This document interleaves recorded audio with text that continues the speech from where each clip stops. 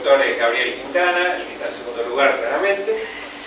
Yo soy Gastón y la idea de estos encuentros, auspiciados por la Procuraduría de Investigaciones Administrativas y con las disculpas, ¿no?, del caso del doctor Rodríguez que tuvo un percance y no va a acercarse, es un poco trabajar este tema de que se le puede aportar desde el derecho administrativo a las investigaciones penales, analizar un poquito el contexto administrativo que muchas veces nosotros vemos en la PIA y que no está en los códigos penales, en el Código Penal, cómo aplicarlo y demás. De todas maneras, la idea de estos encuentros es que sea dinámico, que traigan sus experiencias, su día a día, sus inquietudes desde la práctica. La parte dogmática la vamos a tratar de ver rápidamente y lo que no están en los libros por gente que sabe mucho más que mí seguro, que el doctor tengo mis dudas, muy seguro. Así que desde ese lado espero que les sea de utilidad, que saquen algunos elementos que les permitan en el día a día ir trabajando. Vamos a ver una parte general, bueno, con algunos temas puntuales que se plantean habitualmente y alguna parte especial donde vamos a ver algunos delitos. Hay delitos que se van a quedar afuera porque hay otros cursos dentro de la Escuela de Capacitación que los atienden puntualmente. Entonces elegimos algunos de esos delitos que tienen un fuerte componente administrativo y que, bueno, no son materia de otros cursos y demás. Este año afortunadamente nos dieron la posibilidad de tener invitados, así que tenemos invitados en la sala. Espero que hagan quedar bien la gente del Ministerio Público, pórtese bien, hagan las cosas como corresponde, que después ya estamos trascendiendo las fronteras del Ministerio Público. En fin, modo de presentación esto, así que participamos, levantan la mano, nos contradicen, nos insultan, todo lo que quieran, es el momento, es el lugar, charlemos, seamos amenos, falta gente, pero bueno, si somos pocos quizás es mejor para intercambiar un poco, sobre todo experiencia, esa es la idea, charlar desde ese lado. No, Gastón, y aprovechando las invitadas, digo, mujeres, pero la idea es un poco decir, nosotros traemos, vamos a atender un poco con lo que nosotros nos sentimos más cómodos trabajando.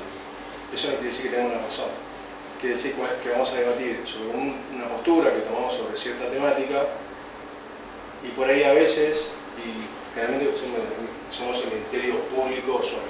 Hoy tenemos la suerte de ver otra visión que la de afuera, no la nuestra, y por ahí debatiendo llegamos a conclusiones un poco más centradas, o nos damos cuenta que estamos equivocados, o nos damos cuenta que lo que planteamos no es tan fácil del otro lado, ¿sí? Entonces, y cada uno de sus sectores, si no es de afuera o del propio Ministerio Público, como hay de adelante, hay gente de calidad de juicio. Bueno, hasta el próximo encuentro, gracias. ¿Qué tal?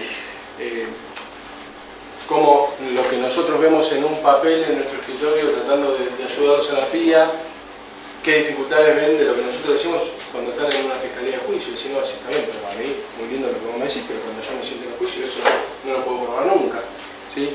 Nosotros tratamos de representarnos esas cosas, pero bueno, a veces que poder chocarnos con esas ideas en estos espacios nos hacen crear ideas nuevas o generalmente nos pasa que cuando trabajamos un tema en particular lo generamos ese ámbito de discusión. Pero bueno, por ahí es otro que tratando de impulsar ideas y discutir y conceptos, esto es el derecho y es tan dinámico, no sé, de todo lo que digamos podemos decir lo mismo de lo que decimos nosotros o lo opuesto. Entonces, tratar de generar este espacio, digo, lo que decía Gastón, tratar de que no sea una clase de las viejas que tomamos en la Facultad de Derecho, de que nosotros explicamos el concepto de funcionario público y ustedes anotan cuál es el concepto porque está dentro del libro. Que nos digan, sí, bueno, pero si yo planteo eso, a mí me pasa tal cosa, o no tengo esta posibilidad, o me pasa tal otra,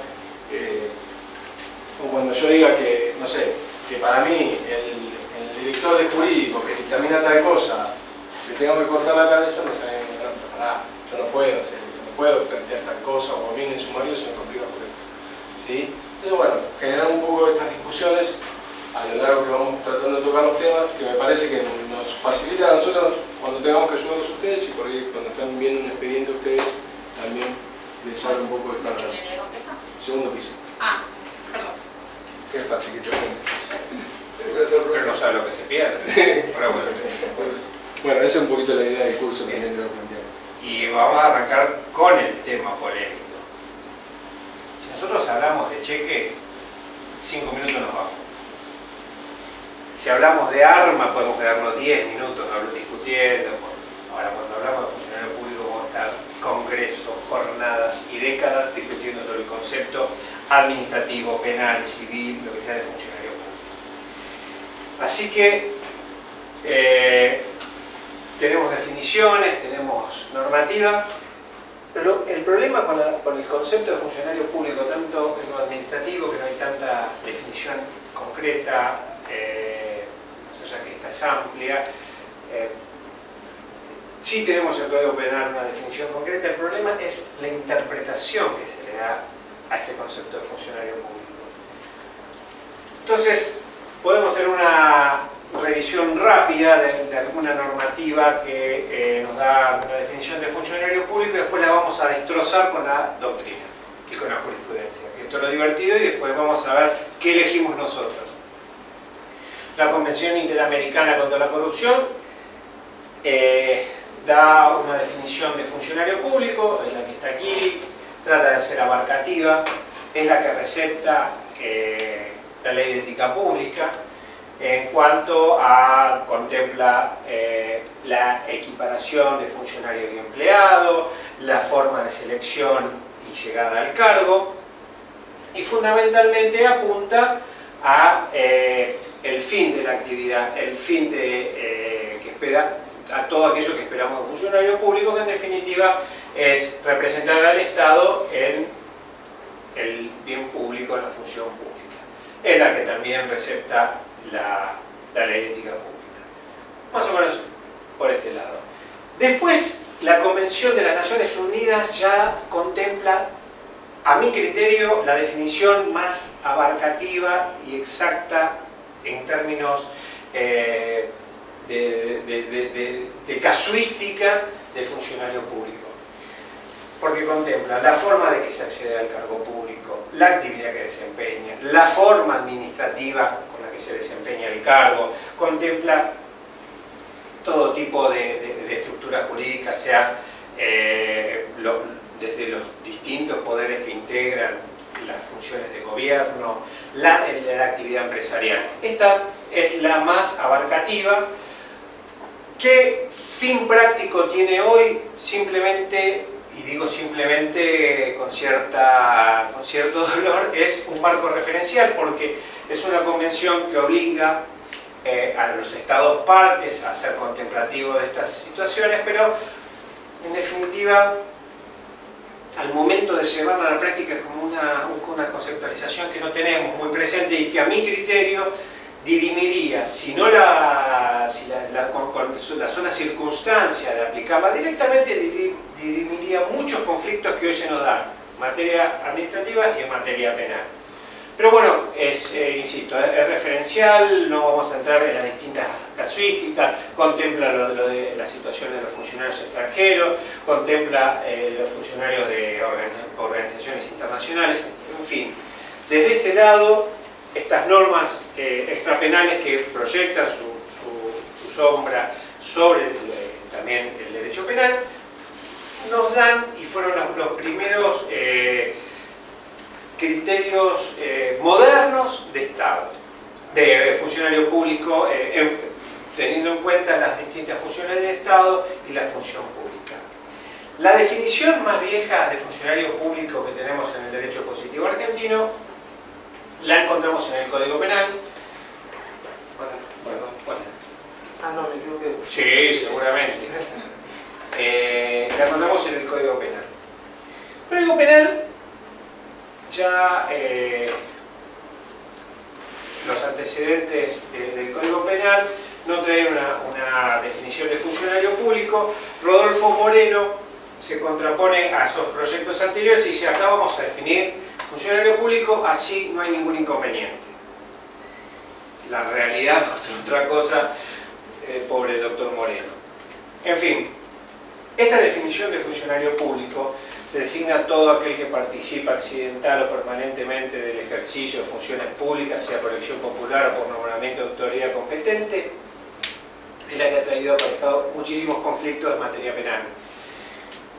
Y no pocos en materia administrativa, cuando tenemos que analizar una conducta administrativa de un funcionario público y trasladarlo a la posibilidad de un hecho delictivo. Entonces, acá empieza la controversia. Y la controversia empieza cuando se le quiere, mi criterio, se le quiere poner contenido a esta definición que no está escrita. Entonces, las dogmáticas, me cuesta hablar de dogmática penal, porque bueno, quizás algunos son, yo soy seguidor de fulano tal, mira lo que viene así de este, ¿quién lo conoce? Pero bueno, dice, definitiva, el funcionario público, para que tenga relevancia penal, no es literalmente aquel que recibe un sueldo del Estado y trabaja para el Estado. Necesita un plus para analizarlo en materia penal. Como el santo grial de la interpretación de funcionario público viene de la década del 70, cuando Ricardo Núñez dice, bueno, ahora el funcionario público que a nosotros nos interesa desde lo penal es aquel que representa al Estado en la formación y ejecución de la función pública. Esto quiere decir aquello que es aquel que es susceptible de transmitir, de ejecutar la voluntad administrativa. Claro, si la voluntad administrativa fuera caramelo sería bastante fácil de determinar que es un funcionario público. Es tal la variedad y alternativas que nos encontramos en esto de formar la voluntad administrativa, en esto de qué es la función pública y demás, que acá es donde empezamos con los inconvenientes que trae aparejada la definición de funcionario público que está en el cuerpo penal. En definitiva, tenemos, creo que muy buenas definiciones de funcionario público, creo que representan los documentos internacionales. Sin embargo, puesto a la práctica, hay permanentemente un análisis de la casuística de los casos de funcionario público. En las causas penales en concreto pasa esto, es decir, hay que descifrar más allá, para decirlo en términos concretos, más allá de la autoridad que lo designa, la forma en que es designado, la función legal que se le da concreto, que concretamente se le asigna a este funcionario público, lo que el juez penal o el fiscal penal tiene que analizar es cuán partícipe de la voluntad administrativa es este funcionario público. Y acá se empieza a complicar. ¿No es cierto? Bueno, ¿Y cómo definir la voluntad administrativa? Es buena pregunta. Y acá empieza el conflicto. Perdón, y ahí te sumo otro dato más. ¿Y cómo determina la responsabilidad? Y además empieza la Si no sé si siquiera para qué hacen y cómo lo nombraron y cuál era la voluntad administrativa. ¿De dónde surge su responsabilidad? Ese es el tema. ¿Qué tipo de responsabilidad también? Estos son todos los problemas que surgen a partir de no tener, digamos, un criterio unívoco y bastante práctico, por decirlo de alguna manera, de funcionario público. Tenemos un extremo de decir, entra en la tríada de designación de un organismo público. Se le aplica, tiene una relación de especialidad con la función pública y ejerce algún tipo de función pública, es funcionario público. Es decir, sea el director, sea el último empleado. En fin, hasta acá yo creo que no habría problema. Esa es la conceptualización que a mí me gusta, pero bueno, después vienen las defensas a decirnos, pero ¿qué tiene que ver? ¿Dónde entra? ¿Cómo participa la voluntad administrativa? Y esta es la pregunta que yo, ¿cómo entendemos nosotros la voluntad administrativa? Este es el trabajo que tenemos que aportar desde el Ministerio Público fundamentalmente cuando tenemos que ir a convencer a los jueces que este señor es funcionario público. Es decir, para adentrarse a la voluntad administrativa, tenemos que entender fundamentalmente qué parte, qué porción de la administración vamos a investigar. Que no es fácil. Y eso lo vamos a ir viendo un poquito más adelante. ¿Por qué? Porque ya vamos a entrar a ver el análisis de los deberes, de las conductas, de los parámetros que rigen una conducta administrativa, de los procesos administrativos orientados a formar una voluntad. Insisto, nosotros decimos así voluntad, pero digamos una sociedad del Estado transmite una voluntad administrativa. Bueno, todas estas cosas son las que generan la discusión. Todas estas cosas son las que, inclusive dentro del Ministerio Público, no hay un criterio unívoco. La Corte Suprema, no en temas penales, ha deambulado con la definición de funcionario público y las consecuencias de ser funcionario público, ¿no? En cuanto a su estabilidad y demás, propio, demás. Así que no es un tema que está cerrado, es un tema que nosotros los incitamos a que tengan espíritu crítico. Yo creo que desde el Ministerio Público tenemos que hacer hincapié, siempre lo digo, en despegarnos de ciertos criterios dogmáticos que a mí, entender, ya en su momento fueron prácticos, con un Estado más escueto, con un Estado quizás donde más fácil era delimitar las funciones y demás. Hoy creo que tenemos esa dogmática, nos termina complicando o termina dejando mucha gente impune. Eso lo podemos ir viendo y lo podemos ir discutiendo. En fin, tenemos estos, para entender la función pública, que es el objetivo de todo funcionario público, también tenemos que entender qué es esto del regular, ordenar y legal desenvolvimiento de los órganos del Estado. Para lo cual, antes que esto, tenemos que saber a qué se dedica este órgano del Estado que estamos investigando, y dentro de este órgano del Estado, que vamos a poner uno aleatorio, la AFIP, por ejemplo, tenemos que ver dentro de la AFIP, esta dirección que está sospechada, dentro de esta dirección está este departamento que está sospechado, por ejemplo, también tenemos que conocer todo este funcionamiento. Y acá, donde empezamos, que en esto lo hablamos mucho con Gabriel y coincidimos en este sentido, y acá empieza el esfuerzo también de ver este tipo de delitos y este tipo de conductas no limitadas a hechos aisladamente penales, sino como hechos de corrupción más abarcativos. Es decir, un hecho de corrupción contempla una conducta que genera responsabilidad desde distintos aspectos, el penal, el administrativo, el patrimonial, pero tiene, digamos, una indeterminada situación de víctimas. Ya tenemos que apartarnos del concepto penal de bien jurídico protegido, del normal desenvolvimiento de la función pública, para entender que detrás del quiebre de un normal funcionamiento de la actividad pública hay gente que un servicio administrativo no le llega, o le llega quebrado, o le llega de manera que termina generando daño. Entonces, ahora, en estos momentos, en esta actualidad, la satisfacción del interés público abarca no solo las consecuencias penales de la actividad de funcionario público, sino también empezamos a verlo con un criterio más amplio. Pensemos en corrupción. La corrupción es delito, es infracción de deber administrativo y es muchas veces un daño, por decirlo de alguna manera, social indeterminado. Yo hago una pregunta. ¿Y es normativamente aplicable la corrupción? Pregunta. Normativamente, ¿qué por ley. grupo? Pregunto, si yo puedo decir que utilizar todos los conceptos de lo que sabemos y conocemos de corrupción, yo los podría aplicar. en una denuncia, en un requerimiento, en una acusación. Sí, podés, si lográs encuadrar una figura penal, podés membrarlo y ir encasillando los diferentes delitos. ¿Y por qué no lo usamos?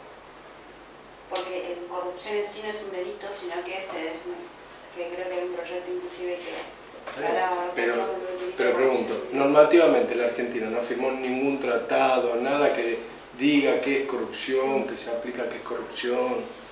Sí. Bueno, ¿y por qué no lo aplicaron? Yo ¿Cuántos dictámenes vimos nosotros que funden perjuicios en función de conceptos de corrupción? Ninguno. Nada más, que yo poco, yo no leí todos los dictámenes.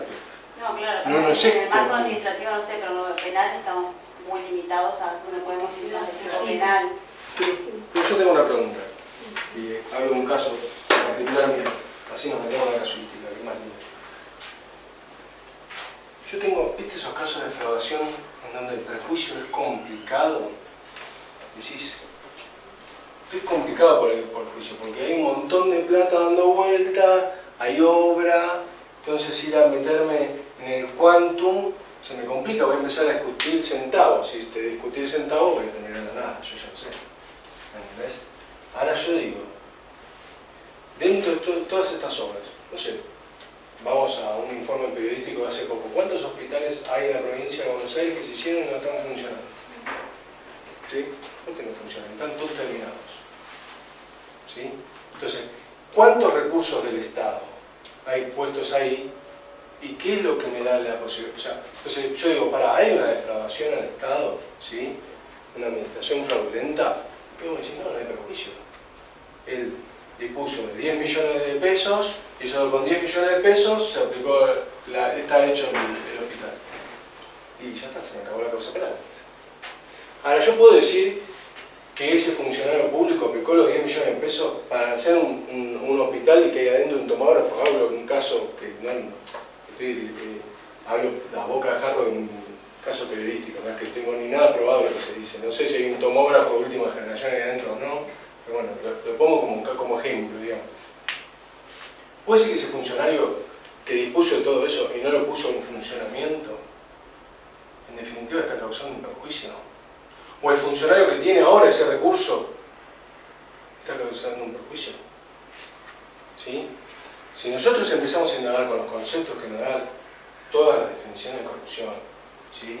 Ese perjuicio, ampliar el concepto de perjuicio, no a una cuestión aritmética, sino al quitarle a la sociedad una cantidad de recursos aplicables, y ahí nos vamos a sentir un poco más cómodos para hacer una acusación.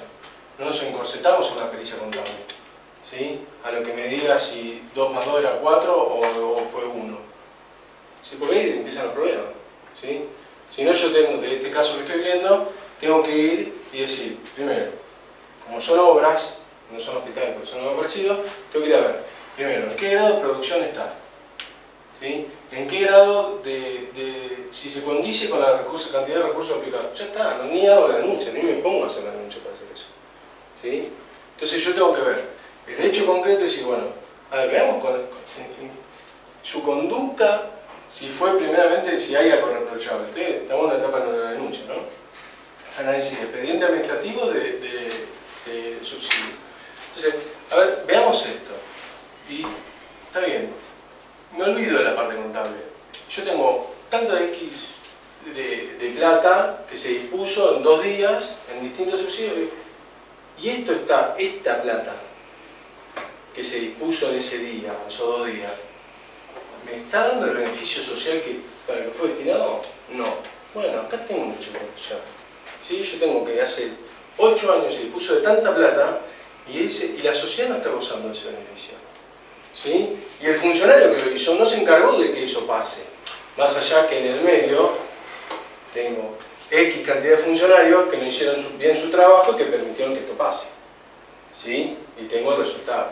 Perdón, te agarré el punto. No, lo que pasa es que justamente para mí en eso radica el problema de este tipo de delitos, porque después en materia probatoria, o sea, cuando yo estoy en la etapa de juicio hay que sentarse y probar, porque aparte estas maniobras están hechas con gente que generalmente, o sea, hay delitos de corrupción mínimo que es un empleado que se transfiere su propia cuenta que es algo evidente, Sí, una parte. claro. Eso es muy sencillo, pero después esta mayoría de gente que además usa un montón de artilugios como para que no se pueda seguir la cadena de la plata, por ejemplo, usa sociedades afuera, usa... Pero si yo te digo que tenés, complejo, la verdad. prácticamente, pongamos el hecho de los hospitales, que vuelvo a dar que es un ejemplo y no estoy hablando de ningún caso en concreto. Estos supuestos hospitales que están totalmente equipados, un tomógrafo, y que es verdad que hay un tomógrafo de última generación, esperando que un funcionario que lo tiene bajo su órbita decida abrir la puerta o asignarle... Pasa que muchos disfrazan Bueno, el tema de las razones de oportunidad, mérito y conveniencia. Entonces, utilizando esos argumentos, vos terminás apartando los recursos que tenías en un lado a otro, lo haces, en este caso, no sé, aparto determinados recursos, construyo una obra y la termino de hacer.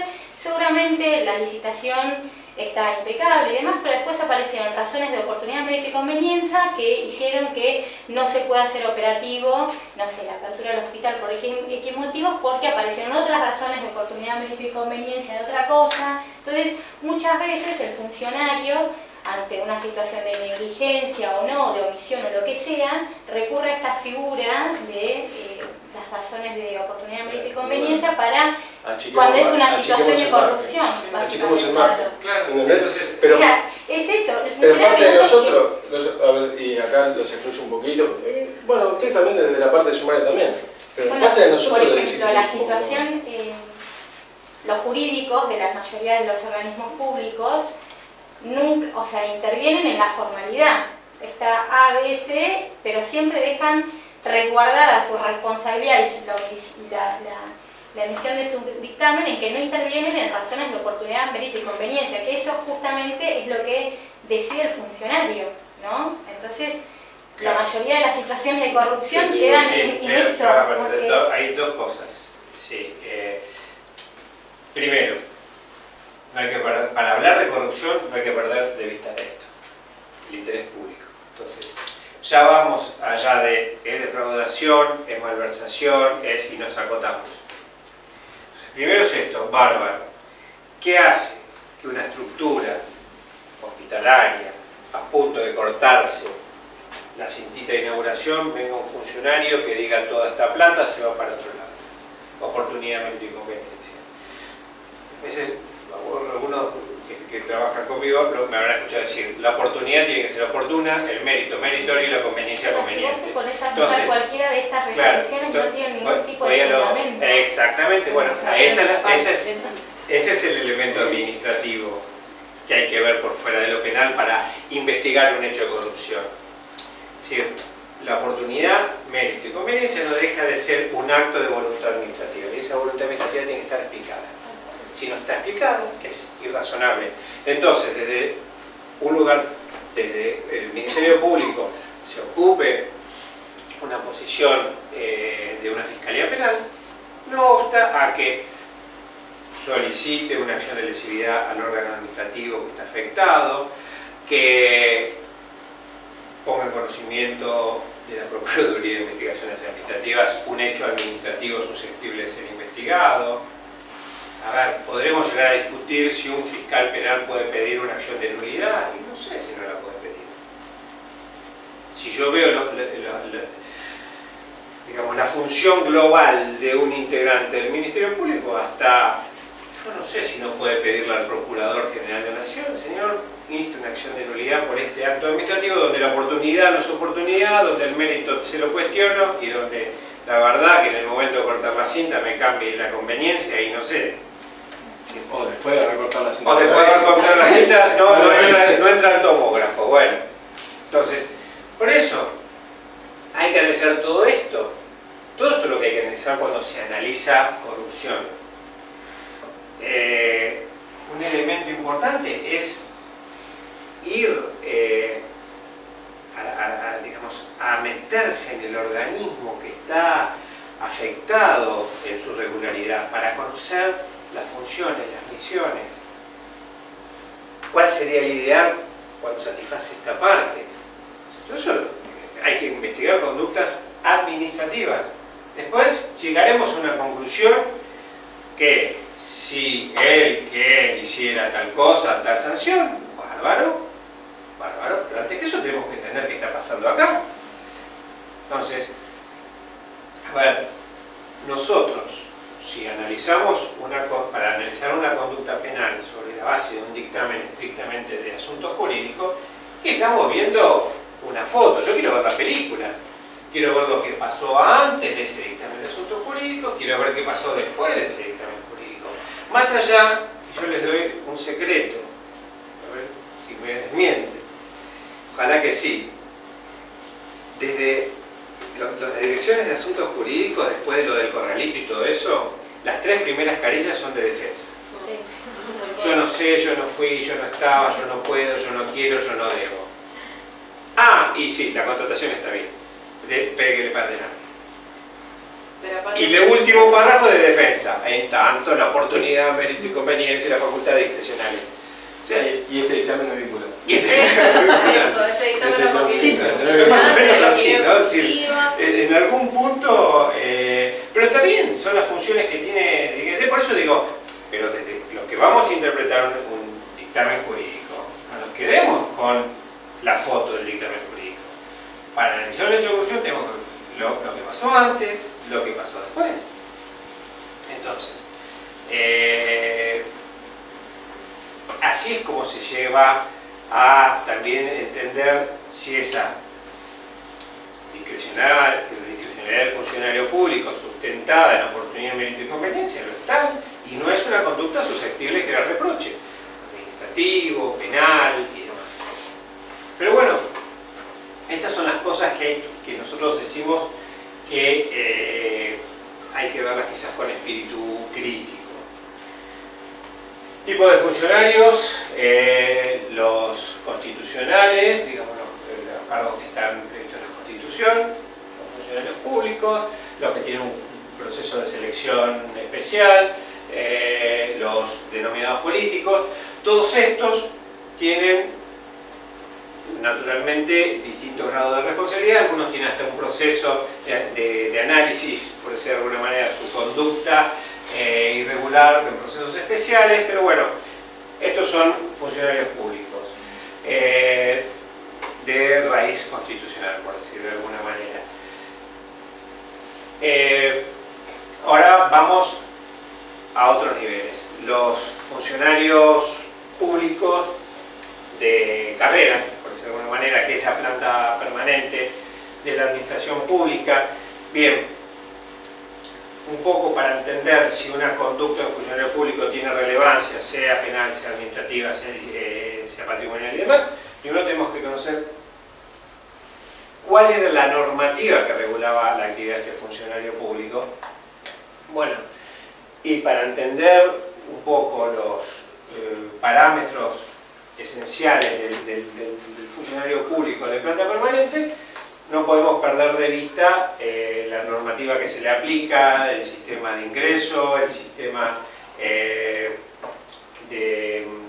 derecho a la carrera administrativa. Es decir, hay todo un proceso que nosotros, si conocemos cómo es este funcionamiento dentro de la administración pública, en una investigación penal puede resultar de utilidad. Sin desconocer los principios rectores y constitucionales de la función del funcionario, los requisitos constitucionales para el ejercicio de ser funcionario público es la idoneidad. Si todo aquel que cumple una función pública como empleado o funcionario de manera distinta, presumimos la idoneidad. Para todo aquel que cumple con este requisito de idoneidad, se tiene la estabilidad de empleo público, también de regambre constitucional. En definitiva, si sospechamos de su idoneidad, ahí es donde nacen los procesos disciplinarios dentro de la administración pública, y esos procesos disciplinarios y esas conductas administrativas también pueden tener algún otro tipo de reflejo en materia penal. Estamos yendo rápido, como verán, con poco oxígeno, porque estoy congestionado, pero bueno, cualquier cosa me detienen, a veces nos atolondramos un poco por cuestión de tiempo, pero bueno, sepan comprenderlo por otro lado. En definitiva, esto al momento de trabajarlo en tema penal, tenemos que saber dos ¿dónde está parado acá el funcionario público? Si, digamos, si es funcionario público político, si es planta permanente, si en la estructura de la administración pública, ¿dónde está parado? Y de alguna manera, ¿qué normativa aplica a su actividad? Después, en este tema de administración pública grande, tenemos también los empleados de planta no permanente, que son los contratos de locación de servicio y planta transitoria. Es decir, el contrato de locación de servicio no gozan, ni planta transitoria, no gozan de estabilidad. Planta transitoria es un estado intermedio entre el contrato, digamos, y planta permanente, más o menos, no sé si coincide, podemos decir el término sencillo que es así, son estatus jurídicos que vinieron a reemplazar cuando se cortaron las vacantes de ingreso a la administración pública, a lo que sería planta permanente, inventaron estos injertos que lo único que han logrado es confundir más el concepto de funcionario público, porque acá, bueno, la pregunta sería, un contratado por el Estado, ¿es funcionario público? Esto se viene debatiendo en tema administrativo, tema penal. ¿Es funcionario público? Entonces, ¿un contratado puede manifestar la voluntad administrativa? ¿Puede ejercer la voluntad administrativa? Pero hay muchos que sí. Dentro del Estado, todo lo que es planta permanente, o sea, independientemente de la forma de elección del empleado, hay muchos que están con una locación de servicio o con una planta transitoria que ejercen, o sea, que hacen a la voluntad administrativa y toman decisiones administrativas. Totalmente de acuerdo. ¿Y en qué cambiaría? Una médica de PAMI por locación de servicio en su actividad médica, ¿le funcionaría? Sí. Ahora digo, en este caso, la forma de elección, ¿en qué cambia para la atribución de responsabilidad? A ver, yo creo que no. El tipo de selección es en cuanto a vos, personal del Estado, los tipos de beneficios que tenés mayor o menor estabilidad, pero en cuanto a la función y a la responsabilidad, no, porque... Yo en ese sentido coincido. Pero teniendo claro, de tu análisis, del dictamen día 1, te va a permitir un montón de cosas, ¿sí?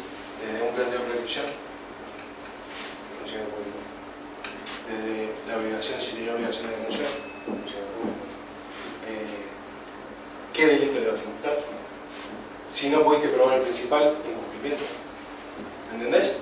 Tener esto claro, lo que Gastón nos está tratando de machacar y que cada vez haga un curso y nos repite, para que nosotros entendamos, le permite ubicarte en dónde estás, quién está, en dónde está, por ahí no la persona, y justa, pero el coimputado sí, tenta por este recoveco, ¿entendés? Entonces decís, no, pará, la prescripción es paro para los dos, ¿entendés? Lo que vamos a hablar después, pero ¿me entendés lo que te digo? Tener claro esto, manejarlo como lo maneja Gastón o muchos chicos de la PIA, que ya nacen con eso adentro, te permite vos al momento de analizar tu hecho, partir desde otro lugar. ¿Entendés? Porque si vos salís del hecho puro y te comés estos datos, ¿sí? Como hablaba recién con Nacho, digo, vos tenés un montón de cosas para analizar, ¿sí? Bueno, ¿qué te falta? La responsabilidad de esto, bueno, yo te lo veo, ¿entendés? Y te oriento dentro de esto. Si vos tenés esas cosas claras, al momento de hacer una acusación, un dictamen, ¿me entendés? Partís desde otro lugar, porque empezás a recorrer el camino desde otro lugar. Porque vos ya vas diciendo que él es funcionario público desde el día 1 y partís desde su responsabilidad como funcionario público. Ahora a veces, no, porque él hizo y fue y lo atendió mal y le hizo... y aparte trabaja para PAMI, era médica de PAMI. ¿Entendés que la diferencia? Es distinto del concepto de donde vos partís de información. Sí, partamos, y si lo queremos encuadrar normativamente, vamos a la Convención de las Naciones Unidas, ahí prevé, diría casi que el 90% de las hipótesis de funcionarios todos somos funcionarios públicos, vamos caminando por la calle y somos funcionarios públicos. Después que, a ver, nosotros somos Ministerio Público, después que venga la defensa, que bastante han hecho la doctrina a favor de la defensa, a deslindar responsabilidades. Ejemplo, un caso ya con condena y todo, así que está terminado. El presidente va de viaje, tiene que ir a cancelar la deuda o el pago del viaje, del vuelo y todo lo demás. Lo mandan a un contratado a pagarla, el tipo se la calza en la mochila. No, sí, la mochila. alza la mochila, se va, voy mañana, me voy ahora a casa. Se va para la casa, en la puerta de la casa le robo la mochila con $10.000. Tipo contratado. A ver, analicemos si es funcionario público. Tengamos en cuenta la definición que quieran, la definición dogmática que quieran, si representa la voluntad administrativa, si ejerce, pum, pum. Analicemos si es funcionario público. Tipo era contratado, ¿eh? Está ejerciendo una función pública en ese momento y la plata era fondos públicos. ¿Cuándo ejercía la función pública? Cuando ¿En la estaba... casa? No, pero cuando estaba Cuando trasladando decidió irse a la fondos casa. públicos, claro. ¿Cuándo decidió irse? Viviendo en su deber, justamente. De hecho lo llevamos nosotros a sumar. Pero, pregunta, ¿es funcionario público? La defensa se recontra esmeró en explicar que no era funcionario público. Pero ahí está el detalle, ¿ves? Hablando en la casa, por ahí, o sea, no es que uno, pero el ejercicio de la función pública, ¿cuándo está? ¿Entendés? Porque somos funcionarios públicos, pero si yo estoy cocinando en mi casa, y no sé si... Claro, un problema que hay con el tema del ejercicio de la función pública son las sanciones preventivas durante los sumarios administrativos, cómo repercute esto en el análisis penal, ¿no? Claro, Sí. Porque hay doctrina que dice que al estar suspendidos estén haciendo la función, por lo tanto, claro. libres.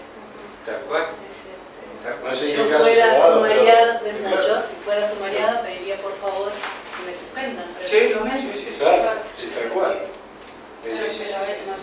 lo que hacemos ahí para mí es considerar que en el momento del hecho que se está investigando, Sí, pero no Claro, pero nos ha pasado eso, digamos. Claro. Hemos tenido sentencias en las cuales consideraron que el hecho de que está suspendido preventivamente... El código dice mientras, no sé, se suspende la prescripción, mientras... Y hace todo un análisis, Eso es que lo que además no estar va a- ejerciendo la función pública, la naturaleza por cual es que no podría incidir en la legislación penal, bla, bla, y bueno. Por eso Está claro. vamos, desde el primer momento insistamos que funcionario público, sea cual sea el encasillamiento jurídico dentro de la administración pública. Y les tiro un dato. Vayan y recurran a Gordillo. Para Gordillo, funcionario público es el presidente de la República y el que le sirve el café.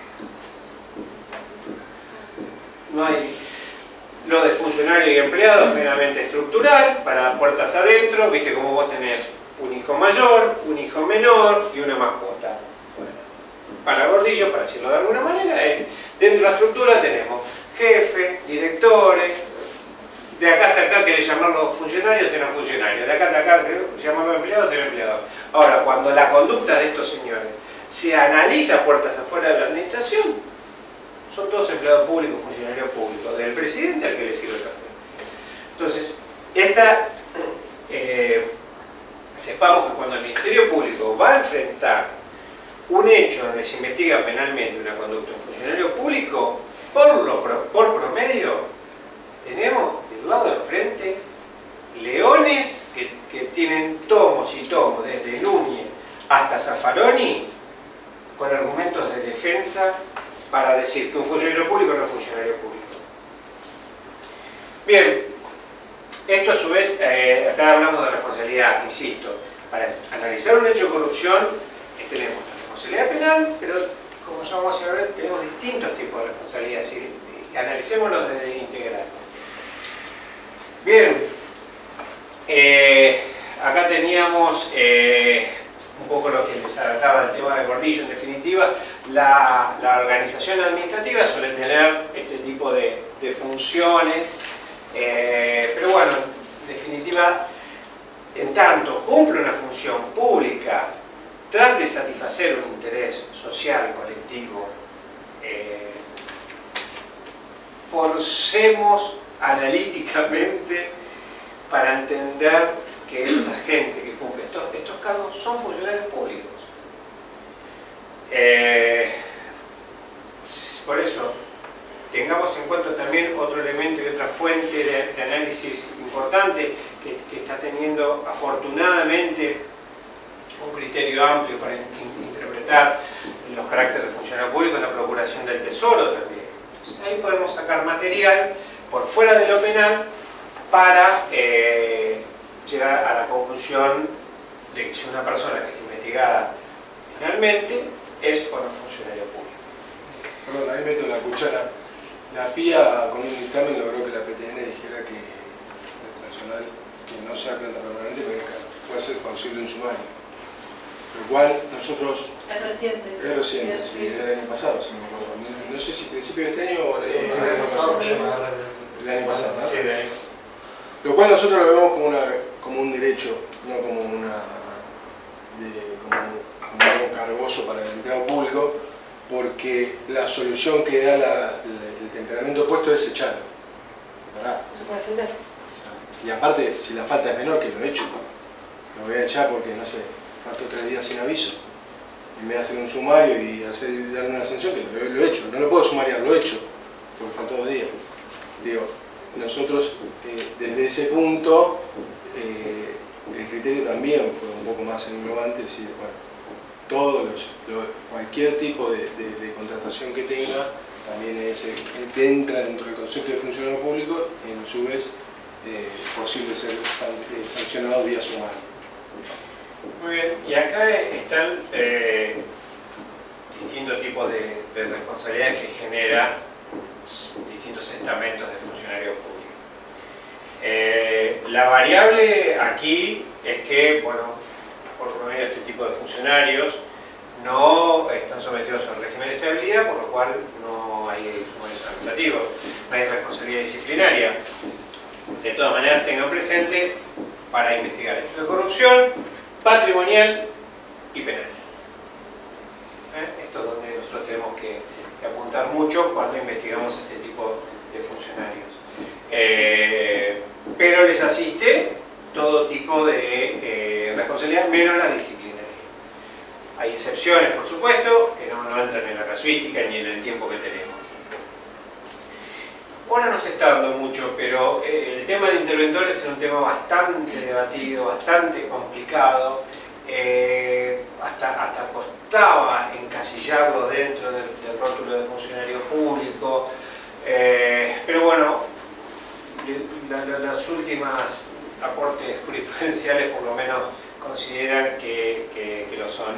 Y les abre este carácter de funcionario público con los alcances penales. La idea era, bueno, estamos hablando de quién es un funcionario público y cómo determinar cuándo encontramos en hechos que analizamos funcionarios públicos. ¿Qué consecuencias vemos? Las más rápidas que podemos ver y que nos pueden pasar con esa determinación de la intervención de un funcionario público. La primera le puede interesar a la parte del sumario administrativo, que bueno, ellos lo tienen un poco, ahora lo vamos a ver, lo tienen en el RIA y demás. Pero bueno, dentro de lo que es una de las cosas que podemos ver con la intervención de funcionarios públicos son las obligaciones de denunciar, es decir, si el funcionario público tiene o no la obligación de denunciar. Hay una doctrina ahora que, si bien se podría decir que es reinante, de que no le compete la obligación de denunciar por la interpretación de la reforma que hubo en el artículo 277, ¿sí? En el 277, lamentablemente, del 277, o sea, la obligación surge del 177 del Código Procesal Penal de la Nación, es que todo funcionario público que conozca un delito tiene la obligación de denunciarlo, ¿sí? Que conozca un delito en el ejercicio de su función. Ahora, ¿cómo se interpreta esta norma? Es decir, qué funcionario y en qué mérito y en qué oportunidad y qué conveniencia tiene que denunciar. Vamos para acá. Al final es la misma. Y ahí llegamos al 277, que es el delito de incumplimiento. ¿Por qué? Porque este incumplimiento de la obligación del 177 la toma la jurisprudencia o el tipo penal del 277, que es el incumplimiento. O sea, que no es un incumplimiento. El no denunciar lo que se debe denunciar no es un incumplimiento de los deberes, sino que se convierte en un tipo penal que es el encubrimiento. ¿Sí? El funcionario pasó a encubrir el delito de otro. ¿Sí? exactamente es eso la norma. Es aquel que, o sea, el tipo penal es aquel que no denuncia o comete actos omisivos para que se conozca un hecho cometido por otro y después no participó. Si yo participé del delito, no puedo encubrir mi delito, ¿sí? No soy encubridor de mi delito, ¿sí? Siempre el encubrimiento habla sobre el delito que cometió un tercero. Parte de la jurisprudencia interpretó que este tipo de redacción solamente dejó como plausible el delito de encubrimiento por la omisión de denunciar al Ministerio Público Fiscal y a las fuerzas de seguridad, le hace policía, gendarmería, prefectura, todo por esta parte, por esta palabrita que dice promover, ¿sí?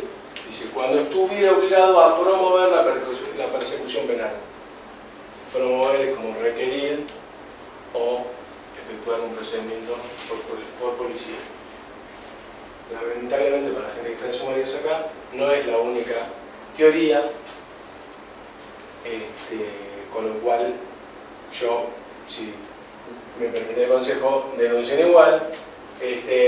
Particularmente para mí existe la obligación de denunciar igual. Yo concuerdo con la teoría amplia en cuanto a que los funcionarios públicos que tienen conocimiento de un delito en el ejercicio de funciones tienen la obligación de denunciar, o bien activar los mecanismos de denuncia, que ahora lo vamos a ver más adelante. Bueno, para el caso tenemos un agravante. No solamente está la configuración del delito, ¿sí? Que es el inciso primero, supuesto D, sino que también se aplica el agravante del delito, que es el artículo tercero, inciso D, que es cuando lo cometió un funcionario público. Vamos para adelante. Adelante. Bueno, acá tenemos las dos teorías que les hablaba respecto de quién puede ser el sujeto activo del delito de encubrimiento, ¿sí? Quién puede ser reprochado por esta omisión de denunciar. Tenemos, como verán, es en la misma causa, ¿sí? Con tan solo 3 meses de diferencia. Con lo cual la seguridad jurídica de que uno tiene, de que su conducta es delito o no es delito, como ya la conocemos, es muy endeble. Así que tenemos los dos criterios en la misma causa. Una dice, la primera aclara que únicamente puede ser sujetos activos del delito quienes están obligados a probar la persecución penal del delito, esto es decir, el Ministerio Público Fiscal y las fuerzas policiales, ¿sí? Por otro lado, esto es casación,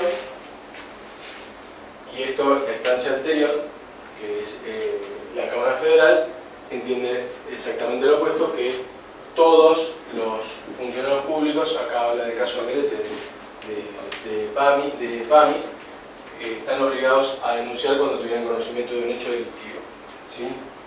Seguimos para adelante. Acá vamos a ver las obligaciones administrativas. Hasta acá, voy rápido porque esta es muy teórica y aparte bastante conocida. Si alguien tiene algún stop, me lo dice. Acá vemos las obligaciones administrativas o en el ámbito del derecho administrativo que tienen los funcionarios, ¿sí?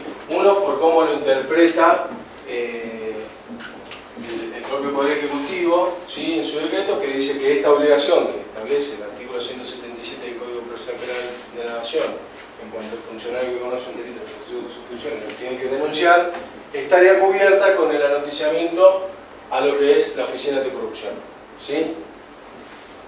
Y por otro lado, el RIA también se nos exige, ¿sí? Ojalá algún día actualicemos el RIA,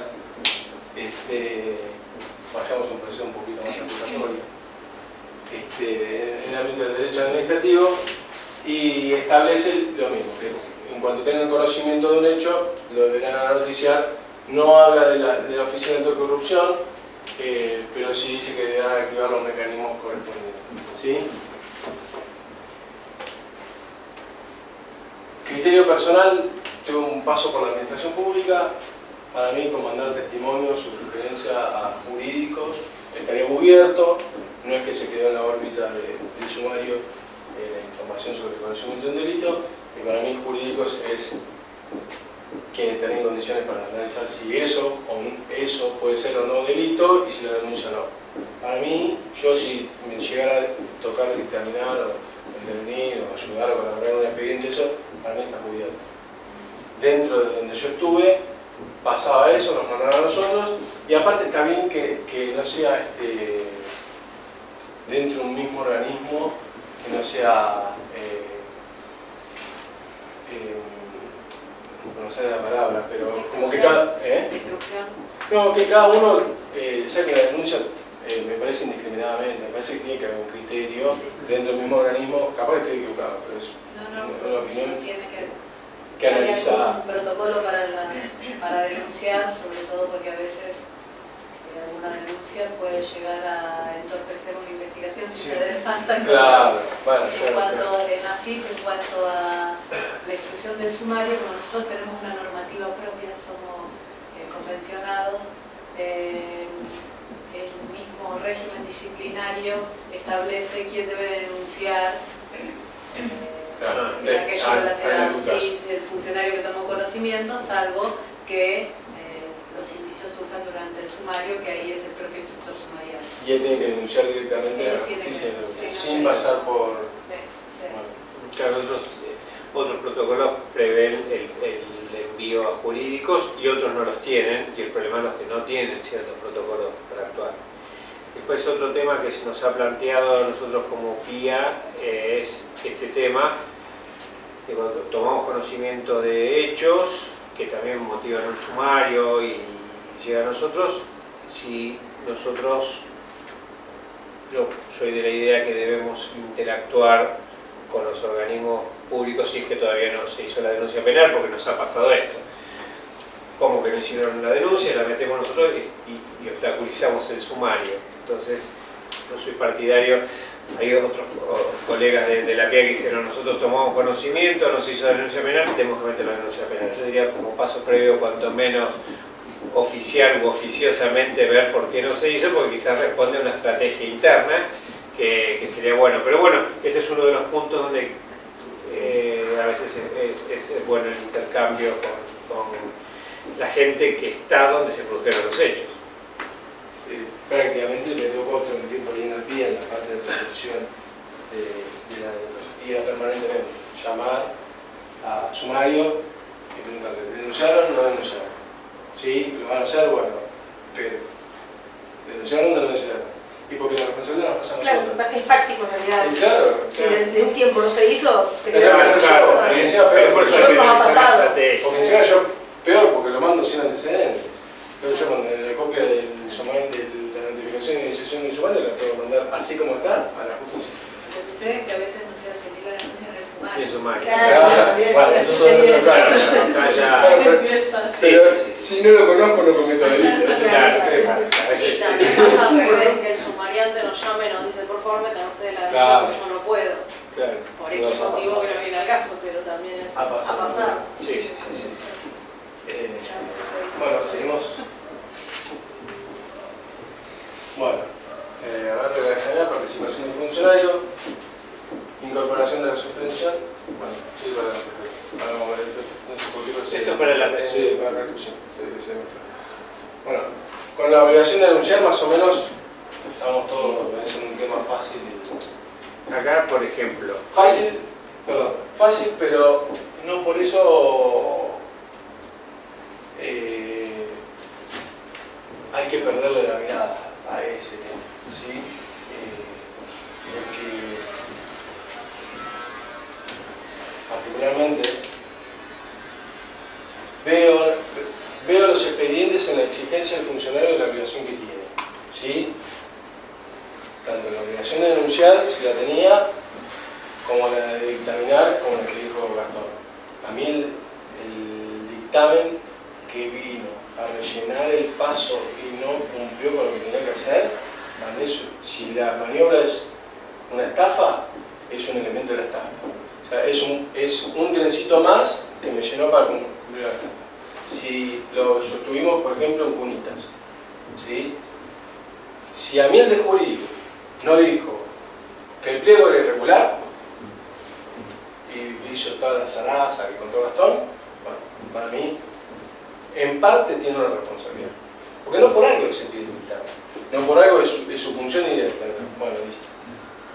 Sí. lo mismo para denunciar. Si su obligación es denunciar, pasó el expediente, tenía conocimiento del hecho, por lo menos tuvo la duda, bueno, tienen que activar el sistema. Si nosotros no les exigimos, y acá hablo con el Ministerio Público más que para ustedes, pero bueno, ustedes también juegan responsabilidades administrativas. No les exigimos a los funcionarios y no lo escribimos, si no lo sostenemos, nosotros somos los primeros. Cuando nos sentamos a la mesa y nos plantean esto, es verdad. Nosotros somos los primeros que estamos permitiendo que ellos sean laxos con su trabajo. ¿Sí? Si un director jurídico ve que el Ministerio Público dice, no, che, mirá que yo estoy interpretando que tu dictamen es vacío, son ante una maniobra, son parte de la maniobra, y el director jurídico va a decir, no, yo te voy a poner que esto es irregular, porque si no, después voy con vos, yo me voy a sentar con vos. No, pero creo que a veces la mirada sobre el área jurídica, lo estoy viendo en algunas causas penales, por eso me preocupa. Yo no soy de la jurídica, pero igual me preocupa. Hay una mirada que se está buscando responsabilidad penal por aquello que creyeron que debió ver, pero no estaba dentro de sus obligaciones. Y eso sí creo que es peligroso. Pero si yo... Digamos, si hay una comisión evaluadora, por ejemplo, la responsabilidad de la comisión evaluadora, el servicio jurídico, si yo fuera del servicio jurídico y me dicen que algo vale, que esta lapicera vale 5. Pero yo no te pido eso. Claro, yo lo que pido es algunos casos judiciales ahora que dicen, debió advertir que no valía 5. Pero si el pliego es por renglón único. Eso sí. Sí, y el todo lo que reglamento tiene que dice analizar, que lo no tiene que analizaron, dividir, y la ONC dice que lo tienen que dividir, y la... ¿Sí? No me puedes decir que el pliego está bien. Sí. Yo no te pido que vos me digas que el plus de la cunita era ese o era otro. Yo lo que te digo es que el pliego es irregular, el pliego no cumple con la normativa. Entonces, eso vos me tenés que decir. Si no me lo dice eso jurídico, ¿quién me lo va a decir? ¿Sí? Si yo tengo que te pasan a dictamen previo a la resolución, todo un expediente de otorgamiento de subsidio que tramita en 3 días, y hay el pedido. Supuestamente el área técnica fue a verificar si correspondía o no, lo cual después falta la parte de arquitectura. Te das cuenta que es imposible que dictaminaste 5 no, en 30 expedientes el mismo día sobre los mismos tipos de beneficios y con los mismos documentos. Yo te lo tengo que reprochar eso. Yo no puedo decir que vos no lo viste y no lo analizaste eso. 30 dictámenes el mismo día, diciendo que sí. ¿El mismo asesor? La misma persona. ¿Y los trabajó el mismo asesor? La misma persona. Es el mismo director de jurídico que firmó los 30 dictámenes el mismo día sobre la documentación presentada por 30 organismos distintos iguales.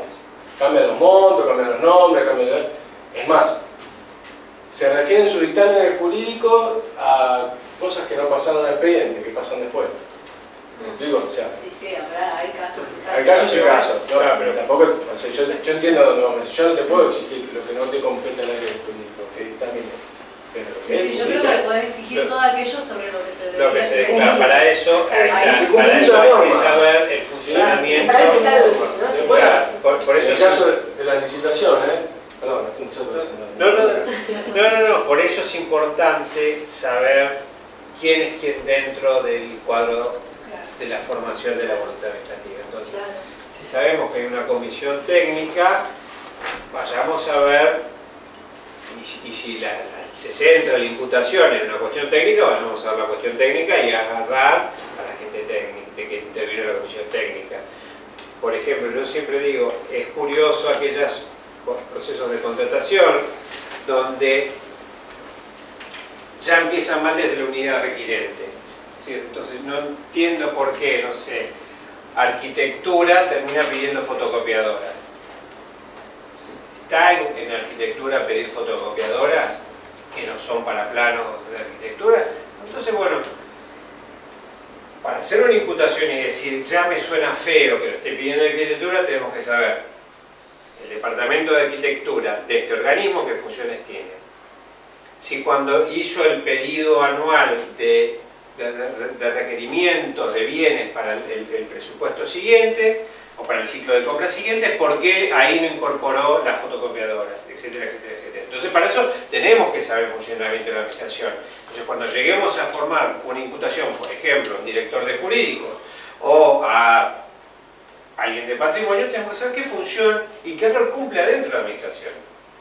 Y ahí tenemos que ver, bueno, cuáles serán los deberes propios. Entonces, por eso, a veces se da esta situación. Vamos al máximo funcionario y está bien, porque ese probablemente no quepa duda. Pero hay que tener cuidado cuando empezamos a bajar. Y es necesario empezar a bajar. Es necesario empezar a bajar, como a veces también se hace la cómoda, se denuncia hasta abajo y es necesario investigar para arriba. Pero siempre sabiendo qué rol cumplen dentro de la organización administrativa que estamos investigando. Eso es importante también. Entonces, cuando llegamos a la imputación de jurídicos, porque le vamos a achacar, como dice Gabriel, una situación que debió advertir el director de jurídicos. Si le vamos a achacar a tesorería, porque sacó plata de otro lado. Bien, sabemos que tesorería tiene partida presupuestaria, bla, bla, bla, bla, entonces ahí podemos formar una, cuando debía un fondo que estaba destinado a otra cosa, ahí tenemos donde agarrar la tesorería. Entonces, para eso es importante conocer la función administrativa que estamos investigando. Todos los cuadritos que van formando la voluntad administrativa, que si tenemos tiempo vamos a ver cómo se forma la voluntad administrativa. Sí. Entiendo tu caso de recién, porque es otro de apoyo de conocimiento. Es una licitación, vamos a hacer 3 estaciones de subte. Las hacemos todo divino, las hacemos europeas, pero nos olvidamos de que había que licitar las vías. Entonces, las estaciones iban a estar, por eso se cumplió los procesos licitatorios, se cumplió. El asesor dijo, no, está bien. Bueno, faltaba lo más importante. Y hay que hacerlo. Porque, digamos, todo depende. en la licitación básica nunca se pactó que había que contratar o sea, poner las vías. A ver si se da de vuelta. Claro, pero también tenés que ver, porque en este caso digo, y si en la licitación había un oferente que se presentó y que dijo, yo pongo las vías dentro del presupuesto, pero soltó por la otra, de conveniencia, que no más. Ahí tiene que ver un montón de cosas. Bueno, pero la responsabilidad, ahí estamos hablando de suposición y claro, bueno, pero la responsabilidad Sí, de jefe de... ¿cómo se llama? Que tenía que hacer su dictamen de jurídico, ahí no sé. Lo puede pero eso es una cuestión técnica, yo no se lo La cuestión es técnica. Es una cuestión técnica. No es el caso de decir, vos tenés que saber que la Sí, vía no va a decir. por eso tenemos que Por saber. él tiene que En ser. esta estructura Yo te entiendo que es algo Claro, muy vos decís que específico. Claro, por tendría que ejemplo. saber que tenía que tener vías. Claro, en esa estructura. Aparte él no sabe si le cabe la licitación. Porque mira, pidieron Por esto, etapas, esto y entonces esto, y capaz te que ofrecen salió esto, etapa esto. 1, Claro, remodelación de tal cosa, etapa 2, colocación de vía, etapa 3, no sé qué Una de- necesita. una de las Aparte, muchas tres- veces Claro. lo termina en etapas por un Mira, tema presupuestario. una de las tres carillas que te digo que argumentalmente se presentan en las direcciones de jurídico, una es eso, no voy a opinar sobre cuestiones técnicas. Cosas que debemos hacer todos los demás.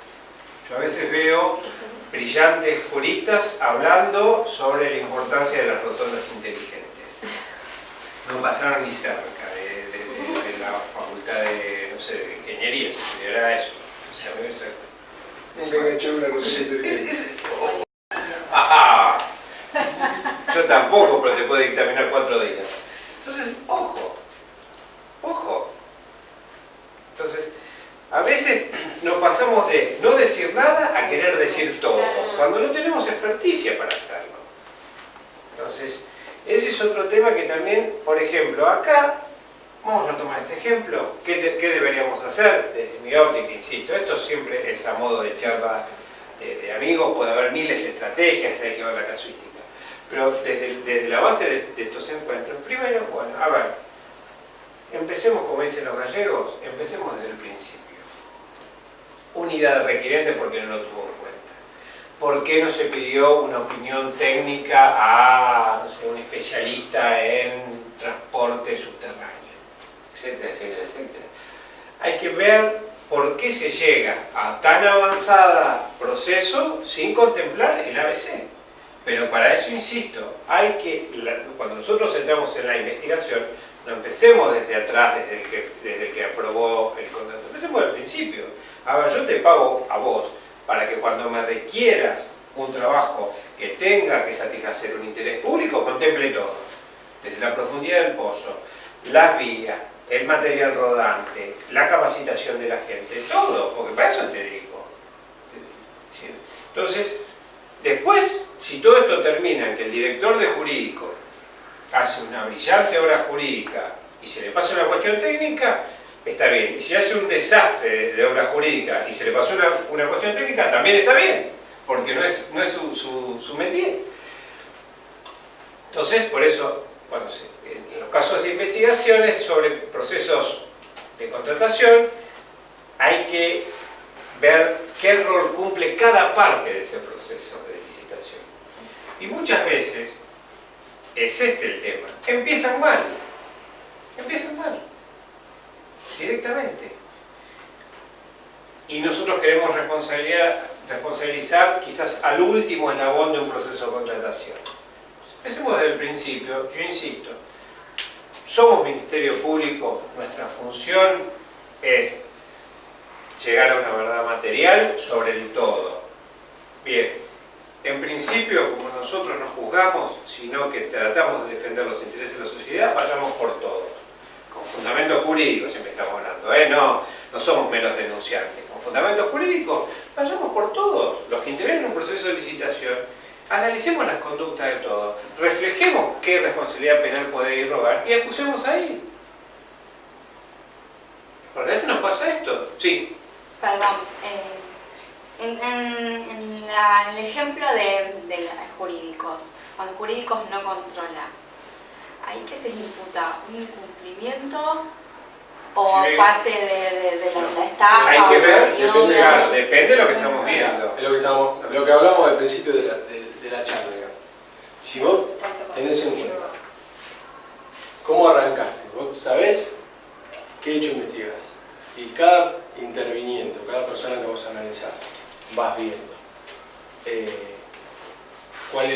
qué función cumple, qué responsabilidad tiene, o sea, qué funcionario público, cuál es su función dentro del proceso de licitatorio, por ejemplo, el dictamen jurídico. Vos podés tener en claro a dónde vas a llegar con la imputación. ¿Por qué? Porque vos decís, bueno, es coautor, y lo tirás así, es coautor de la maniobra de defraudación al Estado. Está bien. Yo como defensor, ¿qué me paro? En lo que está en boga ahora. Teoría del dominio del hecho. Yo no podía. Listo, se te acabó la imputación. Vos fuiste como fiscal, llegaste y cuando el tipo te dijo dominio del hecho, ¿yo puedo comprar? No, no puedo comprar. Yo dictaminé, listo. Capaz que te quedaste afuera y si no hiciste, por ejemplo, aparte el incumplimiento, o te quedó remanente esa imputación, o la podés ver como la encuadrás dentro del hecho que se imputó, si no fuiste, absolución. Ahora, si vos analizás bien, o sea, que era funcionario público, o sea, te dedicás a esa persona, ver dentro de ese procedimiento cuál era su función, vos vas a poder decir que hay una coautoría o por lo menos una participación necesaria en tanto y en cuanto, si bien ni siquiera era vinculante su dictamen, como pasa con jurídicos, en muchos de los casos ni siquiera expuso las irregularidades conforme era su función, ¿sí? Con lo cual, ayudó al funcionario X, que sí tiene la responsabilidad y tiene el dominio del hecho, en la materialización del hecho. ¿Ves cómo cambia la imputación por tener en claro de dónde viene? ¿Sí? Porque yo te tiro dos imputaciones iguales pero distintas. O sea, una está tirada en la marchanta sin analizar la participación de la persona y decir es coautora del hecho, no analizo de dónde viene su obligación, y la otra es decir exactamente en qué consistió su participación. ¿Sí? Que podría haber sido inocua, está bien. Pero lo cierto es que en el expediente nadie te dijo que ese dictamen o que ese pliego era irregular. Nadie lo plasmó. Y su dictamen es para eso, para que diga si ese expediente es irregular. Después si el tipo lo quiere hacer igual, es un problema de él. Pero la obligación que tenía la directora de servicios jurídicos, los tres que intervinieron atrás, era decir que ese expediente era irregular. Esa era su obligación en el expediente. Si no, ¿para qué el Estado contrata tantos abogados? ¿Cuál sería la función? Pongámonos a pensarlo al revés. ¿Para qué el Ministerio de Salud tiene un cuerpo de X cantidad de abogados? sé, no cuando vos quieras y por dónde, y sí, que tal vez sí que te lo quiero. ¿Sí? Por ahí, la interpretación de la PIA, de la discusión semántica del artículo, tanto de que si era renglón único o no era renglón único, lo podemos discutir en juicio. Pero si tenemos razón. Creo que hace un tiempito salió, no sé, un mes, 2 meses, salió una confirmación de un procesamiento de Echegaray, de la FIP, en una licitación de limpieza, y arrastró a todos, o sea, arrastró área requirente, comisión evaluadora, el jefe de jurídicos en ese momento, comisión de recepción, a la titular de la empresa y bueno, y a todos, porque están como participantes. Limpio. Sí. Sí, es que eso se puede hacer entendiendo qué implicaba cada actividad administrativa en cada etapa del proceso. Que esto sí hay que tenerlo en cuenta, porque a veces caemos en esta confusión. Por ejemplo, jurídicos es una opinión jurídica, con lo cual no podemos hacer una imputación diciendo está bien, está mal, porque yo opino distinto que el director de jurídico. Si un dictamen de jurídico responde a los patrones del análisis jurídico que se le exige, bueno, podremos verlo, su conducta, su participación en la estructura general del proceso, como dice Gabriel, si fue partícipe, ahora, no nos pongamos a juzgar si está bien o está mal, porque opina como yo, fiscal, el director de jurídico. Entonces eso es distinto. Eso es distinto, porque a veces ha pasado esto de metemos la imputación, ¿por qué? Porque dijo que no correspondía a renglón único y en realidad debió haber desarrollado toda una tesis sobre la fragmentación de renglones en una contratación pública. Puede ser que se quedó corto en el dictamen jurídico, sí, pero no quiere decir que porque yo no coincida con lo que el tipo expuso en un dictamen de jurídicos, es susceptible de reproche administrativo o de reproche penal. Entonces, por eso, es decir, tampoco caigamos en analizar documentos aislados y aquellos que tienen de carácter técnico, porque en definitiva un dictamen de asuntos jurídicos es un dictamen técnico, aunque no coincidamos con el dictaminante, tampoco lo pone en situación de sospecha, por decirlo de alguna manera. Entonces, tenemos que ver distintos aspectos. Digo un dictamen técnico, como también puedo llegar a decir, tengo una pericia contable y capaz que pongo 10 contadores sobre el mismo balance y llegan a 10 conclusiones distintas. O los 10 tienen razón, o ninguno de los 10 tendrá razón, o tendrán 10 razones fragmentadas. Es decir, también entendamos esto, es decir, que nosotros no coincidamos, o que haya otras opiniones, o que no quiere decir que se incurra en responsabilidad del funcionario dictaminante. Por ejemplo, el tema de iniciarle sumario a los contratados que veíamos antes. Durante muchos años se opinó una cosa y se discutió en sede administrativa, no sé si llegamos a vía contenciosa, pero no juzgábamos penalmente al tipo que opinaba distinto que nosotros. Igual tuvimos razón, pero bueno. Seguimos con prescripción, no sé si de qué estábamos hablando antes. De la obligación de denunciar, quedó. Estamos con eso, estamos todos de acuerdo, denuncia. Con el tema de prescripción, lo voy a hacer un poquito más rápido para que todos sabemos más o menos, todo el instituto de la prescripción lo conocemos todos. ¿Sí? Desde cuando ocurre, que es el análisis, hay que fijar la fecha de comisión del hecho, de ahí se suspende, vamos a ver, se suspende en el caso que exista la participación del funcionario público, que es la parte que a nosotros nos interesa. Lamentablemente, tengo que decir que no todo el Ministerio Público dictamina en ese sentido, sino que he visto en el ejercicio de mi actividad, que he visto fiscalías que dictaminan que a los no funcionarios no se les aplica esa suspensión, cuando claramente es así. Vamos a... Sí, ahí lo trabajo muy mal. No, al otro lado, perdón. Uy, nos fuimos para atrás. Esto... No, porque está mezclado. ¿Qué pasó? Se ve...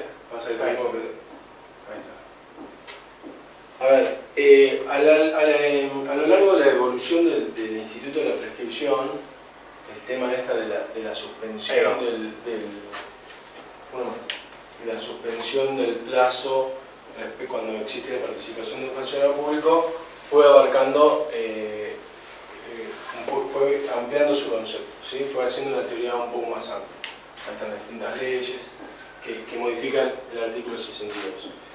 Primero era estos delitos y después se fueron ampliando distintas leyes, fueron ampliando más delitos.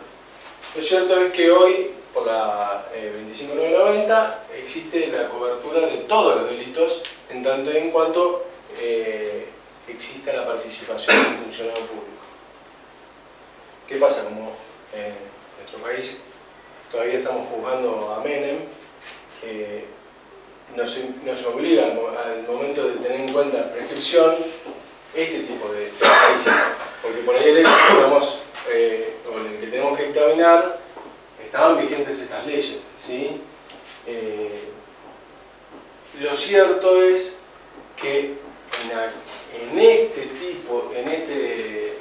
en estas normativas existen dictámenes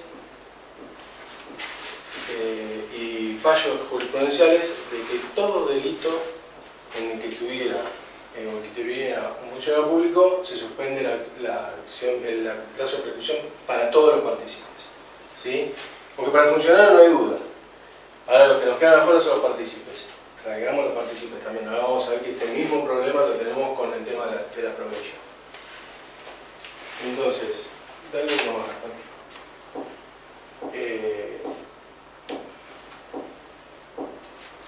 Más allá de que no se aplique la 25.990, lo cierto es que hay fallos, no me olvidé de traerlos. Yo tengo un dictamen donde lo utilicé, de Fernández, el caso, donde hay fallos de las leyes anteriores en donde el no funcionario público se le suspende el plazo de prescripción igual que el funcionario público, antes que la 25.990. ¿Sí? Y eso es interesante porque evitamos las prescripciones. Todos sabemos cuál es el criterio a sostener, ¿sí? Que el no funcionario se nutre de la situación del funcionario y es injusto que el no funcionario se libere de la responsabilidad penal antes que el funcionario, ¿sí? El funcionario ya tiene sus cargas por ser funcionario, ¿sí? Ya tiene el plus de inhabilitaciones o mayor escala penal dentro de una posible condena, ¿sí? Lo de la prescripción no es a los fines de sancionar o perjudicar más a un funcionario en el caso de la comisión de un delito, sino que es a los fines de poder facultar al Estado de que persiga ese hecho porque su funcionario con su rol de tal puede encubrir el delito, ¿sí? Puede encubrir, estaría mal porque es su propio delito, sino que puede tapar la posibilidad de que se investigue ese delito, ¿sí? Esa es la naturaleza jurídica de este instituto, de esta situación de la prescripción, ¿sí? Entonces, tengámoslo en cuenta como momento fundamental, al plantearnos estas hipótesis, en el momento de contestar una vista de prescripción, decir cuál es la naturaleza jurídica de la fundamentación, ¿sí? Entonces ya vemos que hasta de la Rúa lo planteaba, ¿sí? Jorge. ¿Sí? Lo planteaba en sus libros y la casación también lo tomó, ¿sí? Citando el código grande de Olgum y de Zaffaroni. Entonces, tengamos en cuenta esto, ¿sí? ¿Cuál es la naturaleza jurídica de este instituto más allá de las distintas previsiones que fueron aumentando los artículos? Si quieren, la verdad que no los puse, pero pídanme, yo tengo un dictamen donde puse fallos donde había anteriores a la última reforma del 67, donde dictamina que la prescripción es para todos, ¿sí? En todos los delitos, no solamente los que estaban taxativamente, porque dice que la modificación de la parte de la regulación del artículo viene a cumplir con lo que se resolvía en las causas, ¿sí? Vamos adelante, si llegamos. ¿Qué tenemos?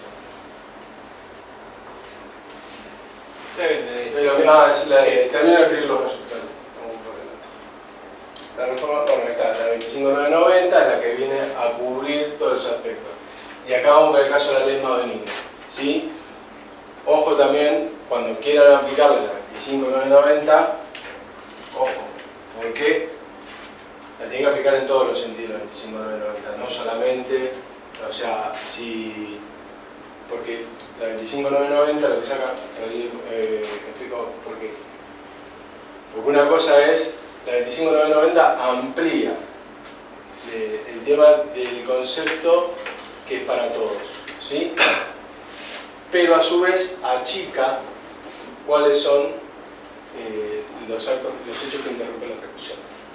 Entonces, por un lado es más perjudicial para los partícipes en tanto y en cuanto antes tenía que ser en ciertos delitos, ¿sí? Sino que ellos, el partícipe no funcionario, podía plantear la persecución de la acción y ser sobreseído por la acción que Pero lo que pasa es que en este sentido es más gravosa, pero por el otro lado les convenía porque enumera taxativamente cuáles son los hechos que interrumpen la ejecución, ¿sí? Ahí está más benigna esta redacción del 67, que antes era más gravosa porque era cualquier acto que impulsara yo me acuerdo en un juzgado, lo interpretamos como el requerimiento de instrucción fiscal se interpretó como un acto que interrumpe la ejecución.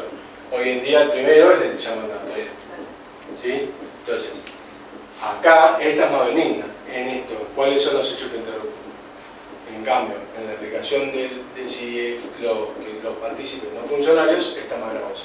Bueno, la defensa va a tener que elegir qué plantea, ¿sí? Porque si se escoge a este régimen, va a tener que, por el tema de qué acto le interrumpe, va a perder porque igual les recuerdo que existen fallos anteriores a la 25.990 que habla que en todos los hechos, y con todos, ¿sí? Bueno, acá vamos a lo que es la suspensión del juicio de prueba. ¿Con prescripción alguna duda?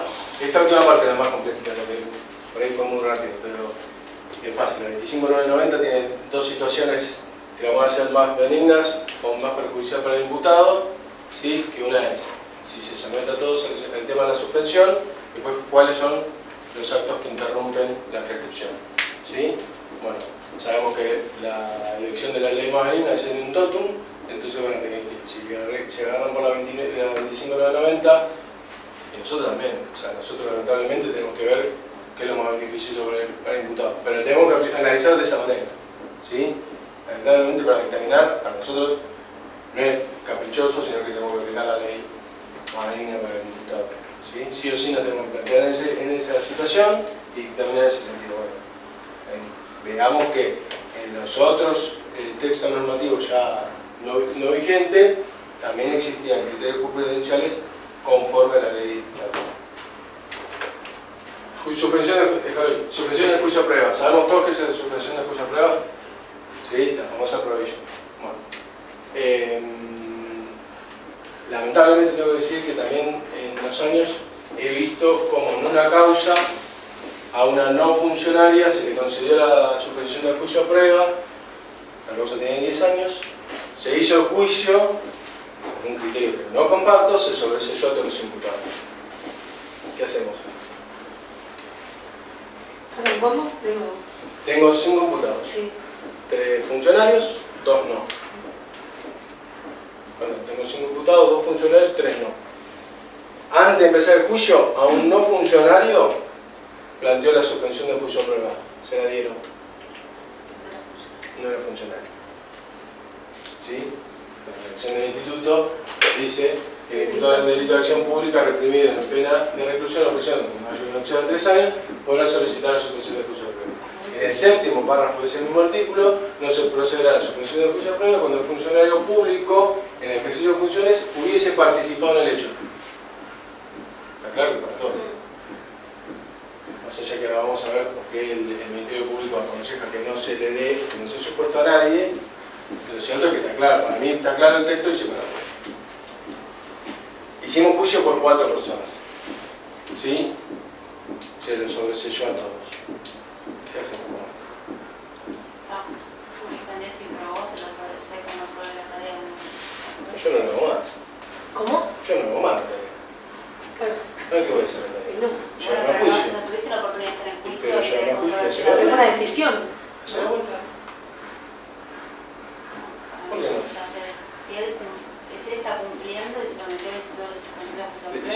incumplo, ¿qué no fue a pasa? juicio, hay Y que si incumplo las tareas, ¿qué se hago? revoca, se vuelve otra vez a la causa y ¿Qué ahí pasa? sí va a juicio y se le dice sobre si la juega, si se no. Pero me la juego, si yo con el dictamen... Da la sensación que sí. La maniobra era una maniobra contra el CES. Yo no me la juego. La maniobra, sí, obviamente, porque ¿cuál es la consecuencia? Si la pena se aplica una pena de cumplimiento efectivo. Claro. ¿Sí? Esa sería la consecuencia. Bueno, ahora, si yo tengo, el juicio se hizo, los hechos, se dirimieron los hechos, son, no sé, 30 hechos de estafa contra CES, se te cobra con falsificación de documentos. Dicen que la prueba que había no corroboraba los hechos que estaban en juicio. Claro, vos decís falsificación de un documento con cobro de beneficio, decís, los cobros de beneficios eran negativos. ¿Sí? Yo tenía escucha del momento, qué sé yo, dice que de todo esto que yo probé no prueban estos hechos. Entonces te absuelvo. Es imposible que yo tenga otro criterio jurídico con relación a ella.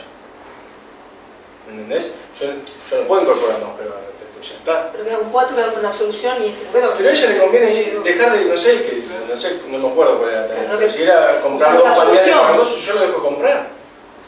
Pensemos que es una persona que falsificó documento público, que cometió Ese quedó y con- cobraba, Se supone y que el Estado, y que el abogado le pone, y que el Estado le pone abogado. manchado. ¿Te imaginas que el Estado tenga que volver a citar a 50 personas, porque no me acuerdo cuántos citamos, pero para que ella...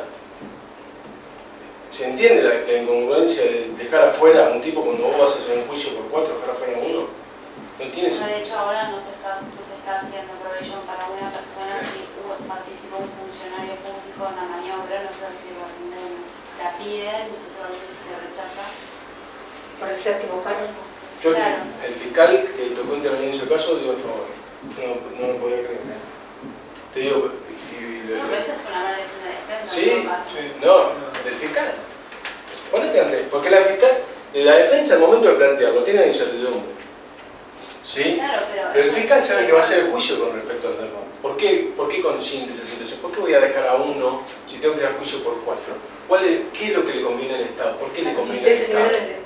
No tiene ninguna, fue como para mí una mala estrategia, quizás pienso que, Claro. porque muchas veces se hace probation para uno y se aprevia con respecto a los otros. Ah, bueno, pero ahí ya te olvidaste el juicio. Por eso, Ahí estamos, después no bárbaro. se pudo abreviar por diferentes cuestiones y te vas a juicio y te quedas en estas situaciones. Ahí estamos bárbaros. Bueno, Ahí coincido. Ahí el Instituto de la Probation cobra virtualidad. ¿Por qué? Porque el Estado se ahorró un juicio. claro, Se ahorró que decís, 3 bueno, jueces, este defensor, no quiere firmar una fiscal. condena en un abreviado. Ujú. Entonces a esto le pongo una suspensión de juicio a prueba porque le corresponde porque no es funcionario. Con los funcionarios hago un abreviado de condena en suspenso, me ahorro el juicio. Olvidate. Después con las tratativas del abreviado no llegas a juicio y por eso salen estas situaciones que queda quizá una persona con una situación obviamente no más beneficiosa. Claro. O no, porque si cumple las reglas se lo Sí, igual, lo único que cumplí 2 Está años bien, vamos a pero trabajo comunitario. ahí estás en una lógica pura que, más allá de lo que haga cada persona, no le conviene a él incumplir. A mí mi criterio, que en el caso que yo te estoy contando, al tipo le conviene cumplir. No sé cuál era la tarea. Pero ponele que era una carga de 2 años de ir a trabajar a no sé dónde. Le conviene no ir más. Si yo tengo la resolución de mi caso. No es que, aparte, la participación de ella supuestamente era la falsificación del documento. ¿Sí? Que por lo que dijimos, no estaba acreditado, conforme a la prueba, que esos documentos se habían falsificado para nada. No iban a poder probar nunca el hecho. O sea, la resolución del caso iba a ser la misma que con los otros 4 imputados. No me conviene más ir a trabajar gratis. ¿Entendés? Y que encima te queda en el registro la probation. Claro. Pero no como antecedente. No Está bien, porque te queda dentro de la absolución. Entonces, O sea, Sí. podés tener una condena en suspenso, Sí, no es sí, un sí, sí. antecedente. No es un antecedente, de hecho tenés un suficiente. Pero, Claro. ¿me entendés? Para mí, el caso le daba más para cumplir la probation y someterse a Volver a trámite. y exactamente, volver a tener. Bueno, más allá de lo que yo opino, es totalmente subjetivo, hay una resolución de PGN del 2009 que efectivamente que en los casos en donde interviene un funcionario público hay un interés social o de la sociedad en que esa cuestión sea resuelta en un juicio. ¿Para qué? Para el control de los actos de gobierno. ¿Sí? Con el fundamento del control de los actos de gobierno. Es un fundamento, me parece, y por lo que estamos abogando al respecto, es decir, tengamos en cuenta el tema de corrupción para plantear casos de corrupción, tengamos en cuenta temas de control de los actos de gobierno, tengamos en cuenta estas fundamentaciones que salen un poquito, que fuerzan un poquito más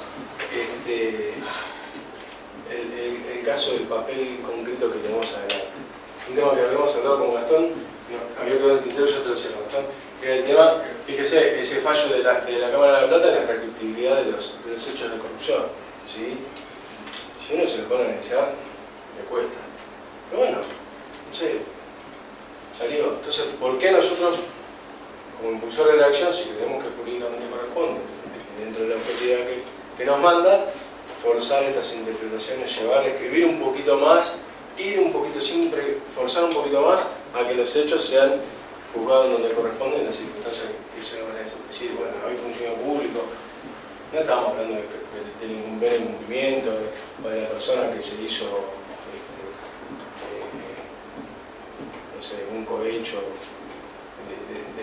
por sí, o una excepción ilegal. Estamos hablando ya de un mecanismo de corrupción un poco más amplio, como se puede ver en PAMI, se podría llegar a ver, o en algún otro organismo, pero decir, bueno, veamos un poquito más el fundamento, tengamos en cuenta el tema de corrupción. Fijemos, hoy en día de corrupción estamos hablando de imprescriptibilidad de la acción. O sea, a mí no me gusta mucho, me decía el tema del 36 de la Constitución, y me parece que está orientada por otro lado, el artículo 36 de la Constitución, más allá que ante tanta corrupción que existe en la Argentina, lo terminan metiendo en el último parrafito, como diciendo cuando hay un enriquecimiento.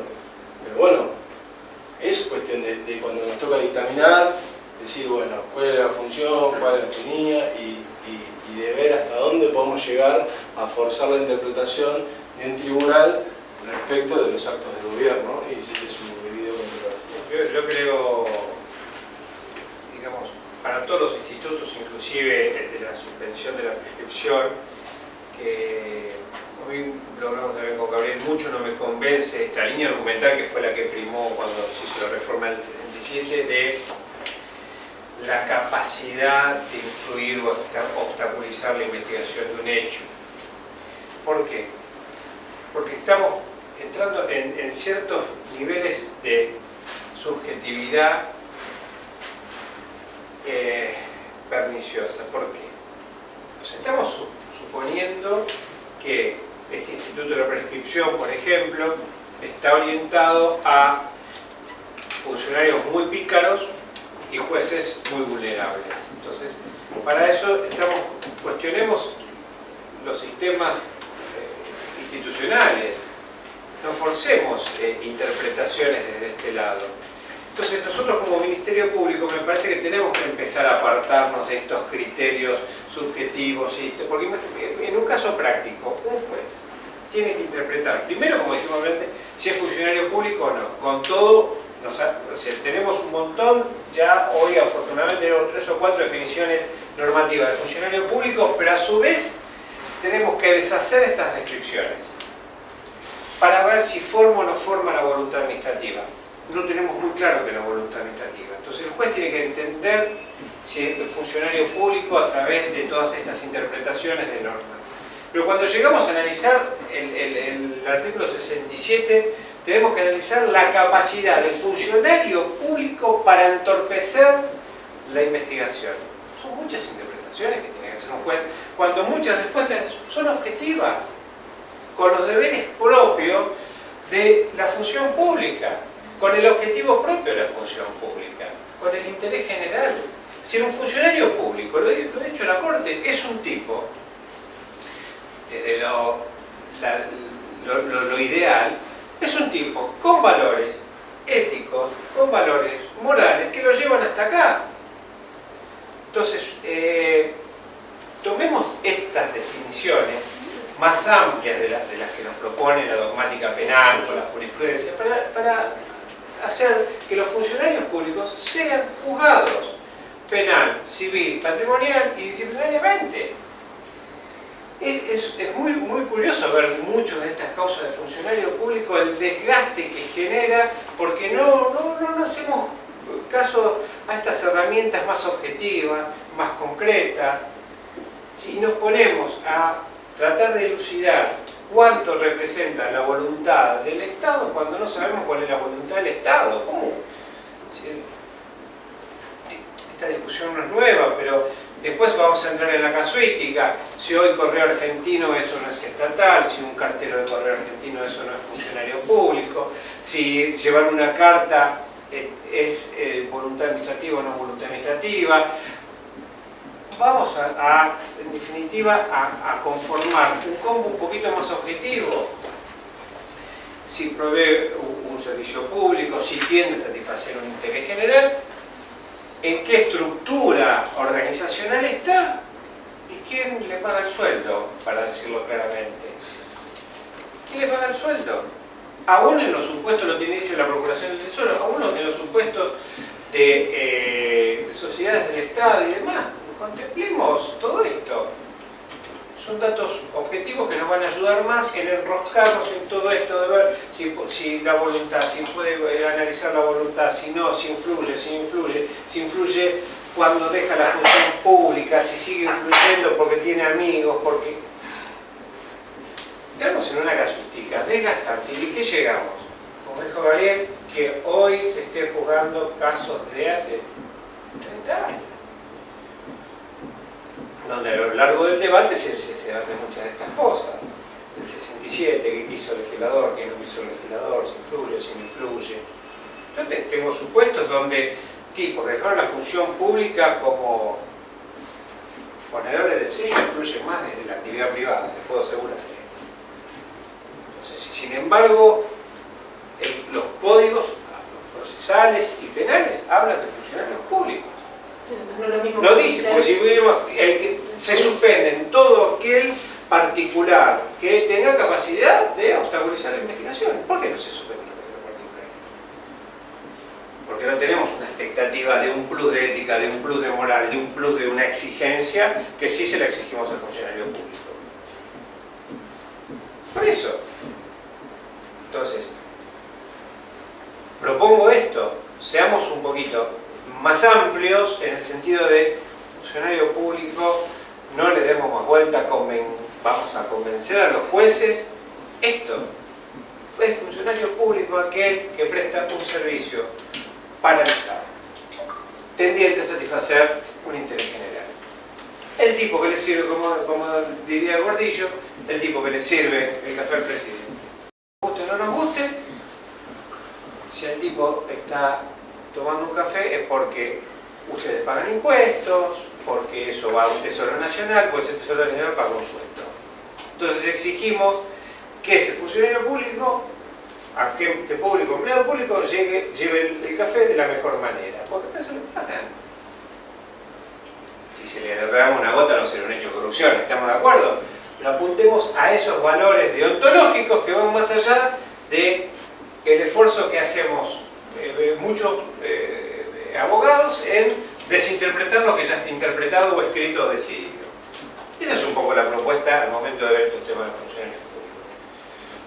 Aparte, si no lo tienen claro al momento de arrancar, hoy en día que estamos viendo que Casaña sale con escrito de parte a aclarar cuestiones administrativas o algún que otro reconocido autor, si nosotros no tenemos claro al momento de elegir la imputación, cuando arrancamos la imputación, quién es funcionario público, por qué y cuál era su responsabilidad, a juicio de la nación papelón. Está claro. O sea, hoy en día, en las causas más grandes, estamos viendo que esos tipos de autores son peritos de parte. ¿Sí? Son propuestos como a los efectos de que el juez se comprenda los conceptos administrativos. Entonces, salimos a pelear fuerte y allá arriba. Entonces, es nuestra responsabilidad. Después decidiremos si eso no. O sea, tampoco tenemos que ir a defender causas que no nos parecen, pero si lo vamos a hacer, arrancarlo desde este análisis y decir, bueno, ¿por qué funcionario público? ¿Cuál es su creación?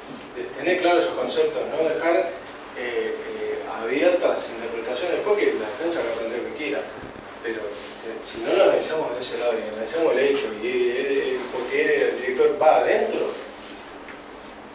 lo más probable es que eso esté condenado al fracaso, no en la etapa de instrucción, sino en juicio. Si no lo acomoda el fiscal de juicio, para mí está destinado al fracaso. Pero hoy día las causas que se ven en tribunales, que estamos todos acostumbrados viendo, de Fiscalía de Juicio, Nacho que se fue recién, que también estaba algunas que te pueden intervenir, son más causas muy grandes, muy pesadas, muy voluminosas, que si tenés que estar discutiendo conceptualmente si es funcionario público la responsabilidad, si tenés que partir de ahí, la responsabilidad por él, pero porque es la imputación. Pero si tenés que estar discutiendo qué concepto administrativo estás hablando, y ya arrancaste como en el chinchón, me lo dije. ¿Entendés? Me parece que dentro de la estrategia tenemos que nacer desde este lado. Que bueno, la PIA por la trayectoria que tiene es como que es como, no sé, como el penalista, acción típica, jurídica, culpable. O sea, cuando piensa así, bueno, desde las PIA se nace desde acá y me parece que está bueno ese ejercicio de trabajarlo desde ahí. De algunos dictámenes y de las chicas que analizan la contratación, yo conocen la parte administrativa, y sí. Norma aplicable. Qué lindo eso.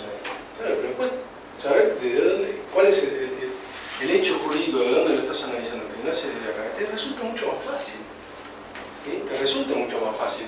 Porque después el resto es un desprendimiento de lo que está arriba. Y no es tonto lo que. O sea, parece lo que está diciendo eso. Sí, pero es así. Pero si vos no nacés de ahí, después tenés que estar justificándolo y explicándolo como vos también lo ves y lo sabés y lo tenés mucho más claro que nosotros. Si vos no sabés cuál es la naturaleza jurídica, y volvemos a la facultad, de lo que estamos hablando, estás discutiendo siempre en el aire. ¿Sí? Si vos no sabés si le corresponde la regla del 2023 o le corresponde, ¿con qué lo vas a arreglar? ¿Con qué lo vas a analizar? No sabes de dónde arrancar. Bueno, esa es un poco la idea del ejercicio de la charla. Así que el próximo encuentro, los que sean reincidentes, vamos a hacer un poco esto de distracción de deber, y vamos a ver un poquito, cuando vemos una conducta administrativa, cuál es el panorama jurídico que tenemos que ver. Y vamos a empezar con algunos delitos en particulares, traigan casos, inquietudes. Vamos a arrancar con el delito informal.